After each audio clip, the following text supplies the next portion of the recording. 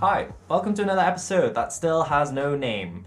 I'm still thinking about the name of the podcast and seeing if it naturally forms during my time with my guests. I will be asking my guests post podcast of ideas of how to name this name whatever I'm doing right now.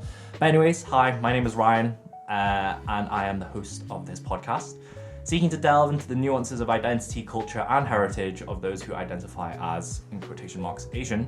This podcast wants to contribute to the current discourse surrounding the Asian experience in the UK.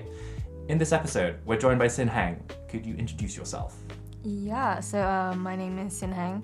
I'm in my third year here at work, third and final year, and I study theatre. Awesome. Graduation around the corner. How do you feel? Let's just start it out, because a lot of my guests are going to be third years anyway. So let's just talk about graduation. It's around the corner. I'm excited. I'm excited to graduate, to leave. Yeah, it's been interesting talking to some other third years, especially British third years, where it's I just want to leave. I just want to go home. I just want to get out. And I'm just thinking, there are pros and cons to it. There's things here at work which are definitely trying to keep me. Yeah. And there's some of the things where it's trying to push me out. I want to go away. I want to leave. Yeah, I think for me it's more so I'm ready to move on to something else, education wise, or just aspirations wise. But I'm gonna miss my friends a lot. Aww. Just the environment here. The environment, yeah. Being able to just go out whenever, really. Yeah. The proper student lifestyle. I think that's more kind of the longing to be a student, I guess, because there's so much freedom of being a student where you can steal stuff. No, you try and steal stuff. No, you try and scrounge for stuff because you're a student. You're just can I get that for free? You're just looking for freebies as a student. Student discount. Student discount. Oh, you know. Yeah. Yeah, gonna miss the student discount at Nero. Oh boy, I've saved so much money at Nero from that student discount. You know what you can do? You can join up to 3, the network. You can get £1 a drink. I used to have 3, but then now I'm on a different one because... Good, because I'm going to leave 3. Good, because they're not good. I'm just saying. I'm going to take your advice from that. Please take my advice, because honestly, they for what you pay for, you don't get enough. I'm just saying. Yeah. But anyways, back to the Asian experience. We were talking about, before the podcast, we were having a chat about where you're actually from. I haven't even asked you your introductory question. Sorry, this podcast is crashing and burning. Yeah, no. I asked you before the podcast your introductory question. I know you can chef it up. I've seen your Instagram. I've seen the stuff that you've posted. You can bake, you can cook, you can do all the things, bro. I try. You try, and you do them successfully, it looks like. But your question today is, what is the favorite thing you can cook / bake? That's a really hard one. But recently, I've really liked to make this cabbage and carrot chicken miso salad. And then I also put soba noodles in there, so it's a soba noodle. Okay. It's really good. I can't really get behind kind of cold noodles. I'm not gonna lie. Am I missing out? Yes, especially in the summer, it's so refreshing. Because it's on your Instagram, whenever you post, whenever you're free. I know you've been busy recently, but whenever you're free, you post a lot of pictures of cold salads. It seems like you're very salad girly right now, because it's summer, obviously. Yeah. You've been having lots. I'm assuming you've been having lots more salads. I have, yeah. Just because summer is getting warmer, but I'm also trying to eat healthy. Oh. Yeah, eat healthy, bulk up. Yeah, going to the gym. Yeah. Getting yoked. Okay, that's fair enough. Yeah, I should really... I don't know. Salads just seem so hard to make because I feel like I'm not creative enough. Because maybe I should do a cold salad noodle dish sometime. I think that's an easy way to incorporate Asian flavors. Maybe sesame, sesame oil and stuff. Ooh, sesame oil with rocket. I feel like that would bomb. No? Okay, Krista. I don't know. What's the leaf of choice that you use? Napa cabbage, Chinese cabbage? No, so I use sweetheart cabbage. Oh, sweetheart cabbage, just... Yeah. Okay. And I cut it thinly. Oh. Yeah. Okay. So it's kind of a Japanese style. Japanese style. Oh, yeah. Okay. I see you. Okay. I'll need to take that with me. I'll need to ask for more recommendations anyways. I'll send you a message. Anyways, yeah. So we were talking about essentially what you wanted to talk about today. And essentially you kind of wanted to surround this episode of the podcast of just the British Asian experience. Do you want to explain to the listeners of like what perspective you're kind of approaching the British Asian experience from? I'm always a bit hesitant talking about like my British Chinese experience, just because I was born in Hong Kong, but I moved to the UK when I was 6, and so I've grown up here for like 16 years, and sometimes I go back to Hong Kong, but I think what it is that most of my younger years I grew up pretty much in like a British culture. There wasn't many like Chinese people around. So I'd say I kind of get most of the British culture here. Okay. Well-rounded. Well-rounded. In that spirit. But since coming to uni, like it's given me a lot of opportunities to like explore like my identity and culture. And I kind of realized that I think my family has really been, like they've taken on the role of including me into the culture. Okay. And so I'm not like as clueless as like some other people. No. So, not judging. Not judging. No, you know? but as in like, just like from the perspective that like, I'm someone who's like really interested in my own culture. Yeah. Because I know some people are not, and I think that's just because you grow up in a different country, and it's natural. But. Yeah, I've touched on a topic with another guest previously about being a first gen or second gen, or just being an immigrant and living in another country which isn't ethnically your own, right? Well, supposedly ethnically, ethnically it's not your home, right? Yeah. So like, there is a lot of like conventional stuff where a lot of people kind of like refute their own ethnicity. They kind of like try and shrug off and try to like wriggle out of not being seen as the race that they are, and they kind of like, you know, disregard a little bit about their culture, which I think is a bit of a shame. But I don't know, it feels like with the people that I've talked to and the friends that I have who are people of color, it seems like our generation, Gen Z, I guess, Gen Z, they've kind of really taken a good grasp of culture in general. And it might not just be their own culture, it might be other people, other nationalities, other ethnic cultures, right? And they really want to learn, they really want to kind of be really open. And I don't know, that might be a testament to how international like the current landscape is right now. Yeah. Maybe because it's just Warwick Uni, like it's very international here. We have a huge kind of like Asian, South Asian, Southeast Asian. We have so many different types of communities, right? Yeah. And it's just a lot of exposure of like the different cultures, and even just like going to halls, just living on campus, right?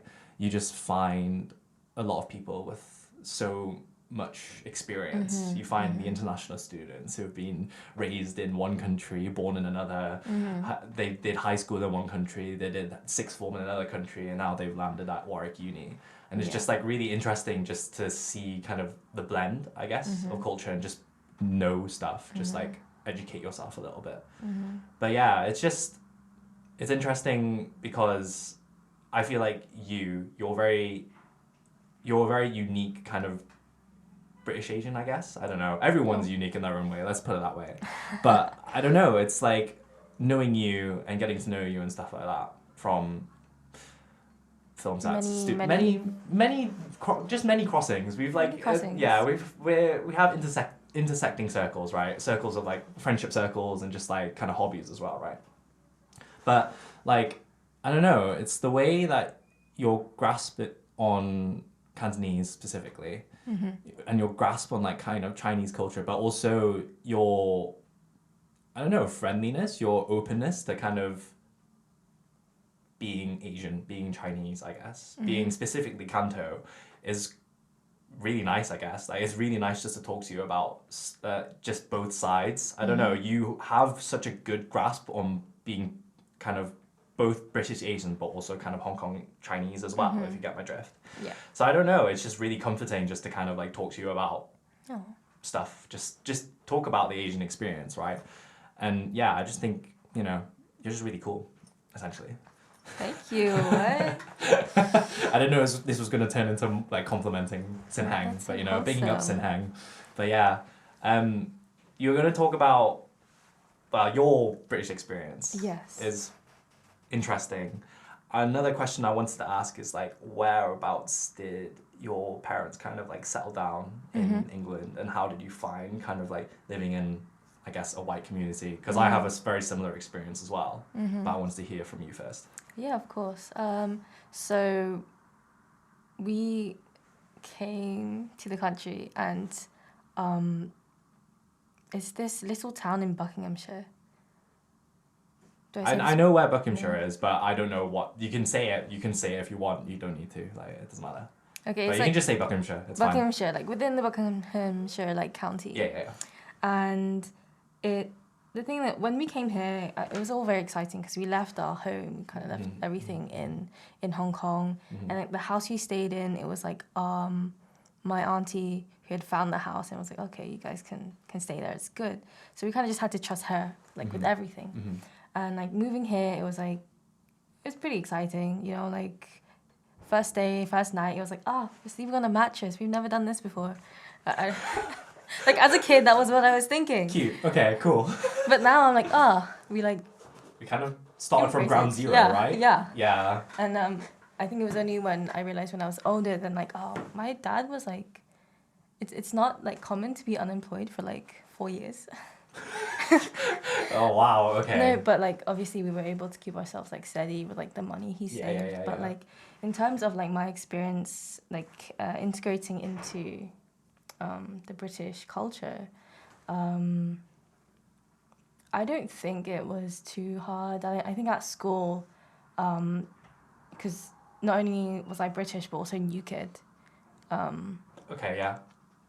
It was like, let's all be friends kind of Okay. thing. Okay. I think I was very fortunate to have quite a undramatic school life. Really? Yeah. No kind of like conventional experience, the conventional kind of like immigrant experience, which is like your food is disgusting, or you smell funny, or you dress funny. Well, I mean, there was like times in primary school where people would just go up to me and be like ching chong, and then they like They pulled their eyes they back. pull their eyes back. Yeah. But like I don't know how, like what do you want me to respond with? I kind of just stare at them like, Okay, and and like you Yeah. want me to cry or like react to that. I don't know how. Like I don't know what, but I think also in primary school they're just kids. They're just kids at the end of the day, right? Yeah. They're reflecting their parents' actions, maybe. I don't know. Yeah. Because definitely an influence from somewhere, you know what I mean? From somewhere. But like, yeah, no, similar. Like, cause like, very similar experiences. I mean, for me, I was a bully in primary school, so I was basically. You were mean. I was mean. I was mean to other people. Yeah. Actually, kind of similar. Okay. But I won't talk about my experience. I'll talk about my sister's experience because it's a funnier story. But like, one of the kids in primary school called my sister a racist slur. Oh wow. But it was the wrong one. Okay. It wasn't ching chong. It was the P word for Pakistani people. Oh, okay. Again, it's in the phrase, but like, yeah, if I'm not comfortable saying that's there on podcast because No, of course, anyways, yeah. but like, yeah, but my sister just laughed at his face because my sister was very smart when she was younger as well, very highly intelligent, and she had a very good grasp on language anyways. So she kind of just like laughed in his face and was just like, that's the wrong slur. And like she told my parents also like had a hoot with it as well because it was just like, this kid is just so uneducated. Like if you're gonna be racist, be smart about it. I don't know. It was quite a funny story. At least be right. Yeah, at least be right. You know, at least choose the right slur. I don't know, but Wow. yeah, like again, similar vibes. Like I think my sister can probably reply to that. I'm just like, oh yeah, like they're just idiots. Like it's just, and also it's primary school as well. Everyone's just a kid, right? Like no one knows what they're saying. No one knows what they're doing. They're trying to figure out who they are, right? Trying to figure out just being a kid essentially. Yeah. So like yeah, it's just weird when like you just look blankly at them and you're just like, anyways, I'm just gonna go on with my day. Yeah. But in secondary school, I don't think there was too much of it. All I do remember is that my friend, his family worked in a Chinese takeaway, and so he would ask his friends like, or like the year, just be like, oh, if you want some like egg fried rice, I'll hit just you hit me up. up. Yeah. And it got me thinking, like, oh, there's so much love for, like, Chinese food, or, like, people are just gonna be like, oh, I'm gonna go get some Chinese now. Yeah. But, like, when it comes to the actual people... Yeah, it's weird. They very much become invisible. I don't know.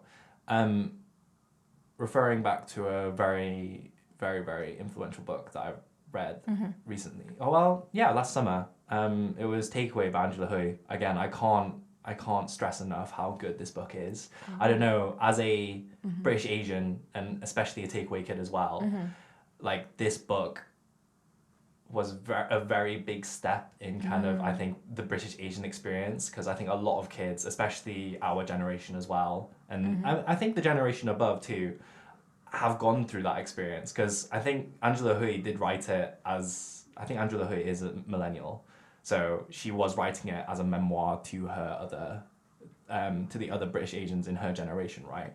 But even like the generation below us as Gen Z, like as a takeaway kid, it just was so heartwarming, and it was just such a, again, there were some bits where I couldn't relate to, but just the kind of like way she depicted just living in a takeaway and experiencing being the only coloured family in a white kind of like neighborhood, right? Was just so, I don't know, it was just so kind of like resonant with me. And yeah, like even then it's like, oh, I had a friend who had a takeaway, and his family had a takeaway, and I'm assuming he was British born. He wasn't born like in Asia, I'm assuming. Yeah. It kind of like, it's just such a intrinsic, I don't know, British Asian thing of just being a takeaway kid. I don't know, Yeah. but it's interesting from your perspective of like being born in Hong Kong and then coming over, and then being raised in primary school, having your formative years in like the English education system. It's just interesting how you have that a little bit kind of like an overview of just like the takeaway experience. I don't know. Yeah, it's not like the typical like, I don't know what to say. I can't say I relate to like the takeaway kind of experience at all. I mean, my uncle ran a takeaway. I don't know. It's just a kind of, I don't know, convention of the British Asian experience. I don't know. Yeah, because they're just trying to survive. They're just trying to survive, exactly. Yeah. And then, like, it's quite interesting with people drawing a connection of like why, specifically Chinese people, British Chinese kind of families are so kind of split apart. There's no kind of like big community kind of like keeping them together, and it's because of the takeaway business. Because it's like, why would you want to set up shop next to another Chinese takeaway, because technically they're competition. And I think that's definitely a result of coming from Asia as well. I think that's a very kind of Chinese cultural kind of, I don't know, thought process of just like kind of like the little bit of a competition, you know. It's like kind of just like, oh, we want to do the best as possible, so to do the best as possible we need to be as far away as from other Chinese families who have Chinese takeaways, so that we are successful and that we can stay afloat. Which I think kind of you can see that mentality in China as well, right? Like even though everyone's business is the same, oh well, not the same, but everyone's businesses are right next to each other, there is still that kind of essence of competition, and you see that in like the schooling system as well. That, oh yeah, you need to be the best, you need to be the best as possible, so you need to be first in everything, so like academics, sports, whatever, right? Music. It's mostly a mentality, because I think it's more so because the West used to be such a big giant, and so China is always chasing, and I think that's the mentality of just like, we have to be the best at everything, we need to like conquer everyone. That's true. But do you think you've kind of internalized that mentality a little bit? I'll let you go first, because I've got my response. Being the best at everything. Be the best at everything. Or has it kind of like developed as you've gotten older? I don't think I'm like the best at everything. Like as a student, I wouldn't say I'm like the perfect student, or like I'm not a straight A student, but I work in order to just, I don't know, survive, be in the schooling system. Yeah, You know, yeah. If sometimes the education system just doesn't work for you, which is fair. Like honestly, Yeah, like yeah. if you hate the school system, if you just hate school, like I think that's fair. Like there must be something there that you just don't like, or you just has it just conflicts with something, your No, personality or the I way love that you to work. learn. Like Yeah. I love learning. I enjoyed being at school. Like I wouldn't miss a day off. Mm-hmm. But I'm not someone who like I don't think my parents ever like pressured me to get straight A's Mm-hmm. just because they were parents who didn't get straight A's. So they're like, why would I pressure you? Okay, You know? okay. Oh, okay. Like especially my dad. I think I'm lucky to have a dad who's quite open-minded, kind of in a sense. And he's more, I guess, more flexible. I wouldn't say he's like a tiger dad at all. Like he's strict. Like definitely had a strict childhood. Yes.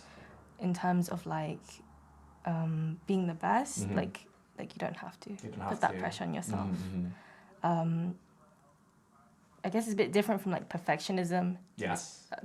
That's the extreme something end, else. right? That's something else. Like if it's to do with my art. Yes. Or like something I'm doing, something I'm working on. I want to strive to make it like the best it can be. Best it can be. Yeah, but like I always try and like challenge myself and be like, you know what, you don't need to, pressure yourself too much. Yeah, I definitely resonate with that. I think it's no longer like when I was younger. It was very much like you didn't really have the capacity to really think about what it means to be the best. And as I've gotten older, it's very much the best has turned into the best you can do. You know what I mean? Yeah. Like it's no longer like straight A's, being good at sports, winning this, that, and the other, getting as far as like getting piano grades or whatever, or violin or whatever, right? Winning competitions, chess competitions, whatever. Like it very much. I think I learned the best you can do from sport actually, because I used to be a swimmer, ex-swimmer now. And yeah, I was quite successful at it, and my parents were like kind of like pushing me to be like keep going, seeing. They were telling me see how far you can get, and I think the way that they kind of articulated what it meant to be the best, contrasted with how my coach articulated it. And how my coach was like, oh, you need to get this, you need to get that, you need to get these times, you need to win this, like you should win this, that, and the other. Yeah. And it was like, oh, okay, that's from my coach's perspective, that's what the best kind of underlined, bolded meant. But then the way that my parents said like, oh, it's the best you can do, let's see how far you can get. It was very much like, oh, it's very individual. It's very subjective. It's about what you think, rather than my coach where it's like, oh, I know you can do. Where it's so.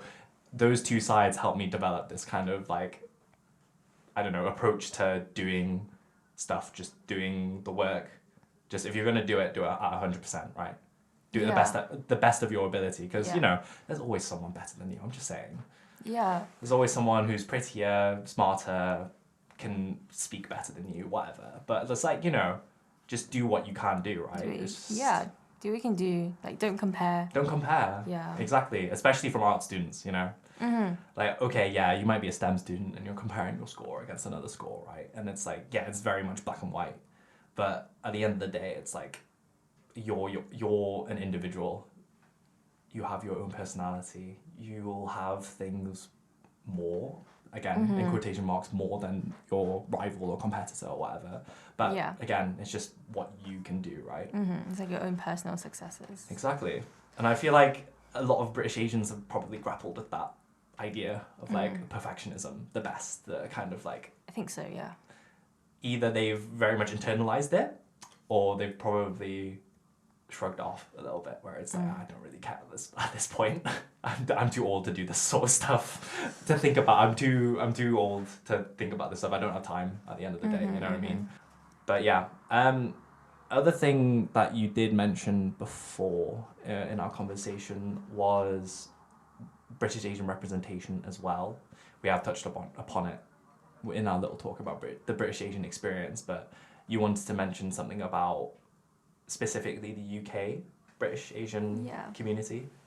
Yeah, so especially to do with like film, and it's just I just noticed, you know, over the years, especially when there was that big, I guess the big representation of like Asian American films like coming out, you know, like Shang-Chi, yeah, like Shang-Chi, Turning like starting Red. from there, yeah, Turning Red, Everything Everywhere. everything everywhere, like it just all came, you know, Yeah. and like it was great because like there's like more representation in the entertainment industry. But then I also realized how there's not so many, I guess, representatives of British Asian, British Chinese, especially in film and like cinema. And it's not so like it's not like why are Americans like getting everything? Yeah. It's not like that. It's more so, oh, how come we're not talking about the stories in this country? Is it because there's not enough to talk about? Which it definitely isn't. Like there's a rich history of like Chinese immigrants to the UK, especially with like the Hong Kong and British relationship. Yeah. Like it's very very deep, but not a lot of people, I guess. Are talking about it. Talk I don't about know. it. Or, I don't well, know. I guess vocal. Vocally, yes, but like in terms of media and like film. Like I films. think there's a lot of podcasts out there being British. Definitely. Yeah. Definitely. And like YouTube and all that. But in But like terms, mainstream kind of like big budget yeah, like dramas. dramas. I don't know. Like, yeah, I Mm. do agree. Like, this podcast was inspired by the current discourse on kind of UK British Asian representation right now. Like you say, there are a lot of podcasts about the British Asian experience, right?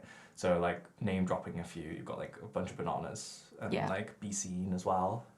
And yeah, I think they are doing an amazing job about highlighting what it is like to be Asian in the UK. But the reason why I kind of chose to do this podcast was my opinion about those podcasts is that they're all from quite an older generational kind of like perspective. Like it doesn't seem like very, again, I'm not trying to like call them out or anything. I'm not trying to call them old or anything. But like I just wanted to throw in my like 2 cents into kind of like the current discourse about it and just kind of show the current development or the current landscape of what it's like to be Asian in the UK, if you get my drift. Yeah. And I don't know, it's like, especially with the guests that I'm inviting to this podcast, we're all in this weird transitional period of going from uni into the working world or wherever you go, maybe a year abroad or maybe a gap year, trying to figure out what you want to do in the future. But like, I feel like, especially at Warwick as well, with the masses amounts of different types of Asian communities here, it's just I feel like there's a lot of rich stories and rich experiences that, I don't know, reflect the current landscape of what it's like to be Asian.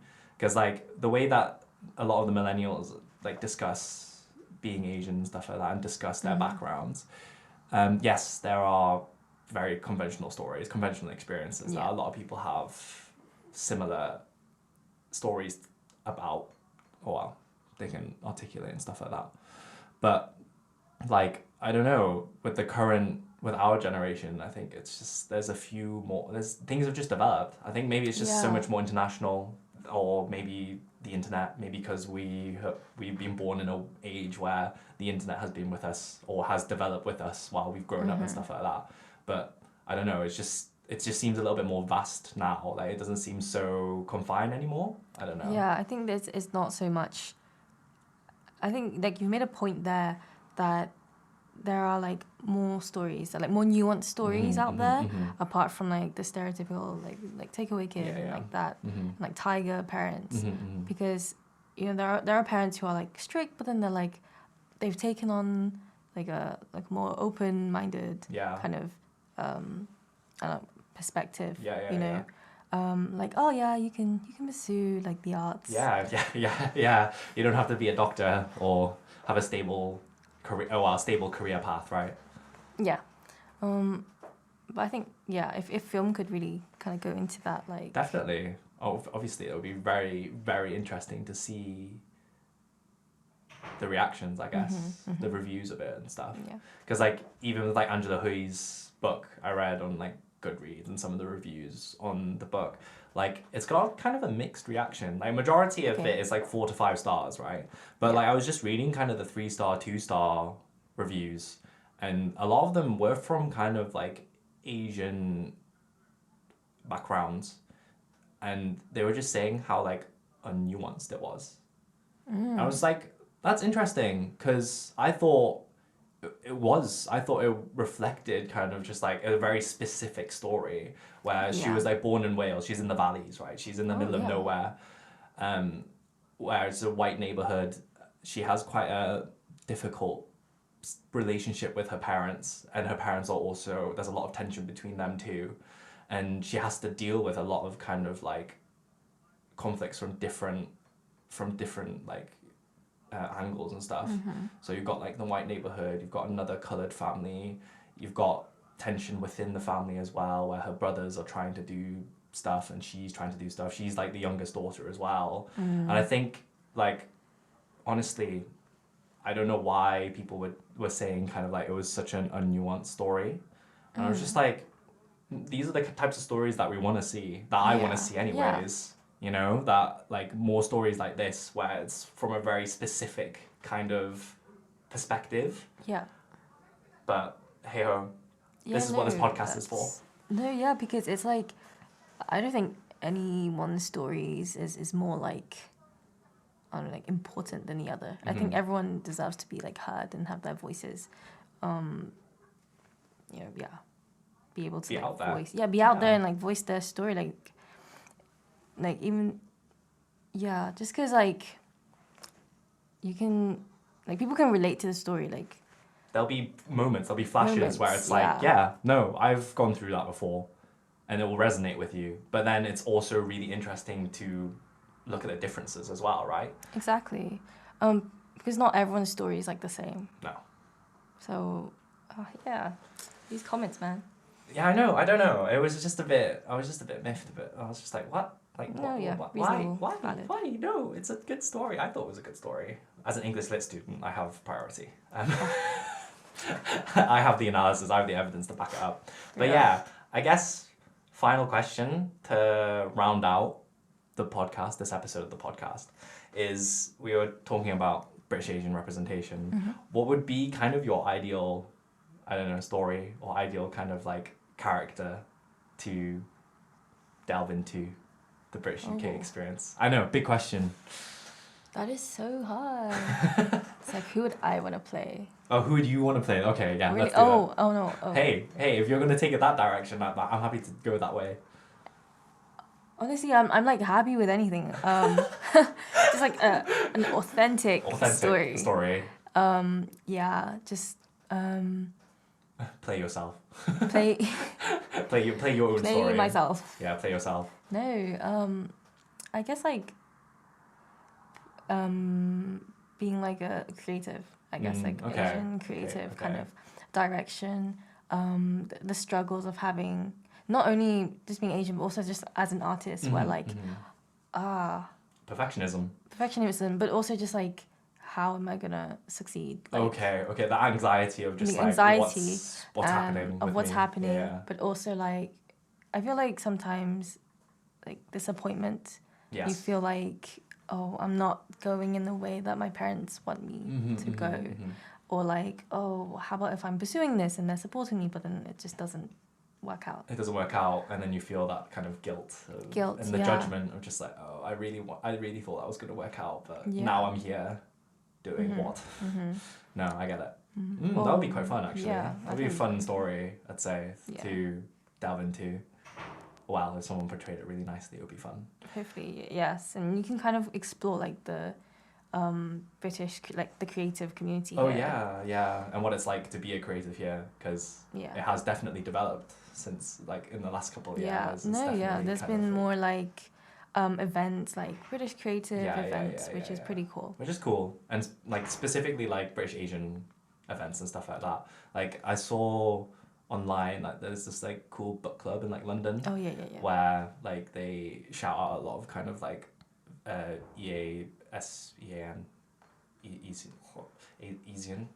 East Asian, Southeast Asian kind of like books. authors and like stories and stuff, and I thought that's like it's so cool that I really want to go, because they invite kind of the authors to do like a talk about the book, and you get a little bit more of an insight in what they're trying to convey and stuff. So yeah, no, there are more events like that, which is exciting, to be honest. It is, I think it's definitely exciting for people like us who are Asian creatives that do want to try their hardest and get into the industry. But, you know, it's fun, you know. Yeah, it's also good to have like to build like connections. Oh yeah. And to create like Asian like stories. There's this like networking event called Occasions. Oh. Okay. Which I first attended the like first ever kind of networking event like 3 years ago, I think. And it was really great to just see like everyone from different parts of the industry, and we all have this one thing where we're like British Asian, or like they're Asian but are like living in the UK now, and kind of like their story and how they see themselves in this like community, and they have this like huge like WhatsApp group chat. Whoa. Which is great. Like I kind of have to mute it though, because it just keeps going. Yeah, it always keeps going. But like in that group chat, there's always like, oh, we're trying to find like a gaffer for like this film. We're trying to find someone who's like got video experience. And so I think this, it's also a way of like creating more opportunities. Think so. Yeah, definitely opportunities, connections, just building the creative Asian community, right? Of just like people who you can rely on, you know. Oh, that sounds awesome, actually. Yeah, I need to join that group. Yeah, I'll send it to you, because I think a couple months or like maybe like last year, like from just meeting from this networking event, a few of them created this like martial arts shorts, kind of like short film kind of thing. Okay. Yeah, and I was like, wow, like impact of a community is pretty big. Awesome. Okay, thank you, Heng, for guesting on this podcast. Hopefully you had a good time. Yes, I've had a lot of fun. Thank you so much for having me. Thank you to the listeners out there. Hopefully you've enjoyed this episode, and we've talked about very much the core, I'd say, of where this podcast has come from. I had to bring in Heng to talk about it, obviously, you know, like with me calling you cool and all that, you know, just like hopefully reflects through the podcast. But yeah, thank you for listening, and we'll see you in the next episode.